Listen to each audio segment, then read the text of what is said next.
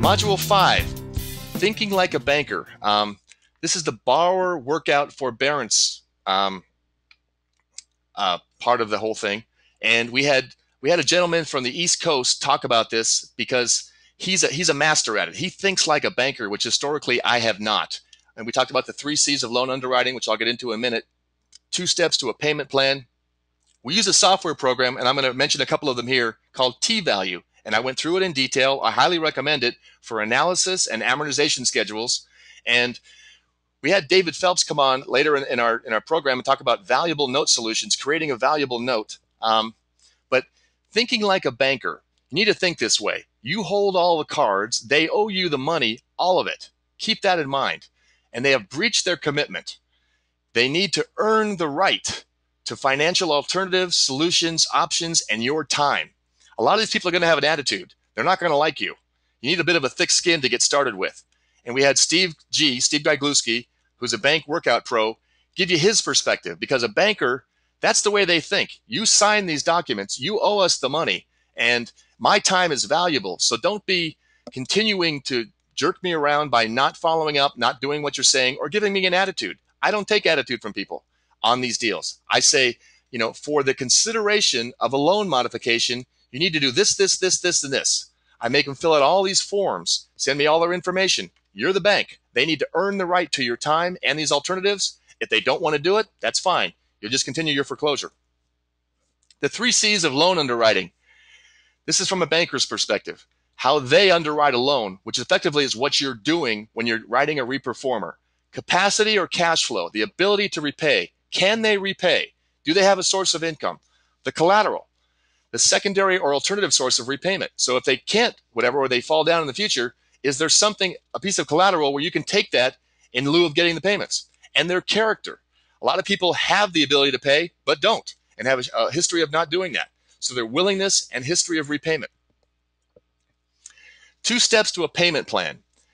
You, 1, evaluate the borrower's motivation and current financial situation.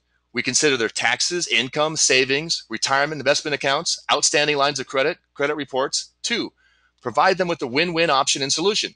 You want them to feel that they're also getting a benefit because they know that you paid a reduced amount for this note, which is irrelevant. But if you can get the situation to where you're not in that same boat with the original lenders that they see as bad guys who created these subprime and crazy loans, you don't want to be seen as one of those guys. You want to be seen as a win-win option solution for these people.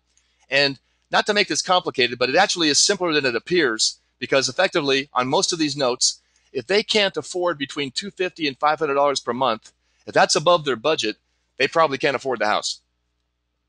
Debt to income. That's their income that they've got coming into their household as opposed to their outgo. So from a banker's perspective, 30 to 38% is the sweet spot. If they're over that, you've got issues. And I'm not saying don't approve somebody if they're over that, but be careful. So you need to search for other clues. There's always a story to these notes. You're fixing broken notes. These aren't standard blue chip, gold-plated notes. You need to understand these things.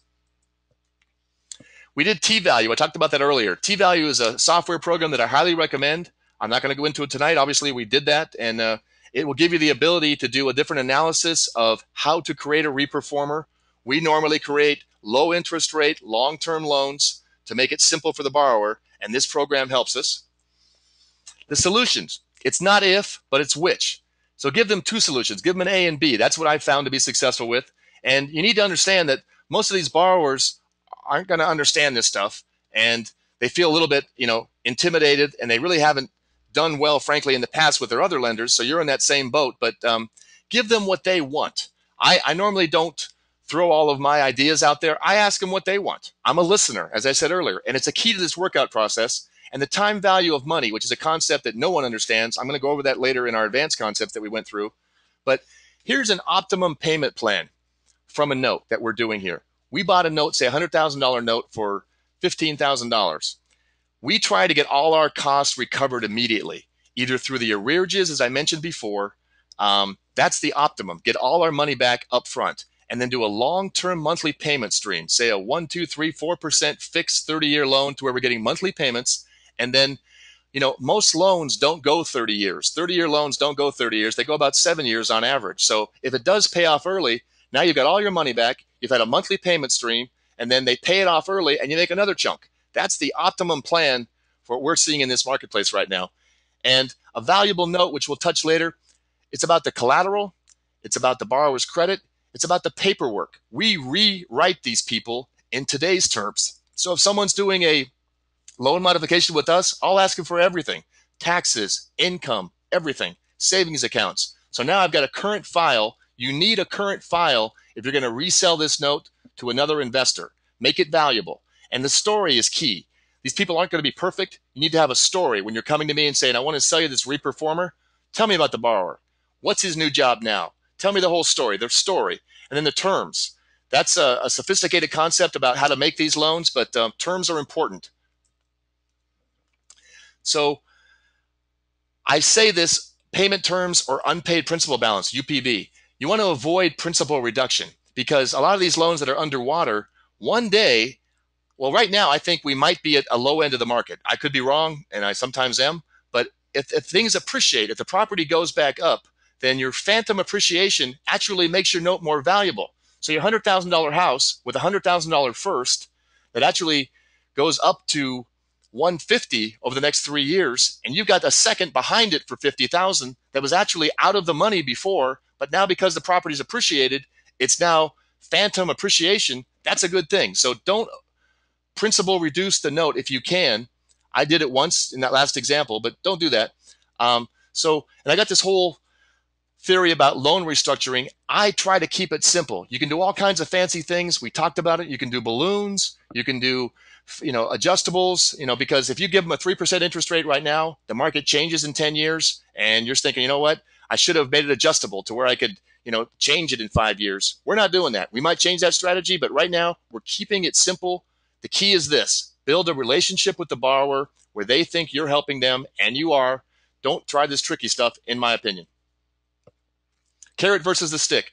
We try to do positive things for the borrower, negotiating the arrearages. We do a partial waiver for payments made on time. We'll tell somebody, if you'll pay on time for 3 years, we will waive the arrearages or a part of them. We'll also say, well, guess what? If you come in some money from your ex-husband or your uncle, you could, also have the ability to take that $100,000 note, pay us $75,000, and pay it off early. So, and once again, a below market long-term interest rate. Increasing the value. You can add additional collateral to that note. You can add additional co-signers, balloons, and other things. I talked about that. Forbearance agreements or a modification agreement.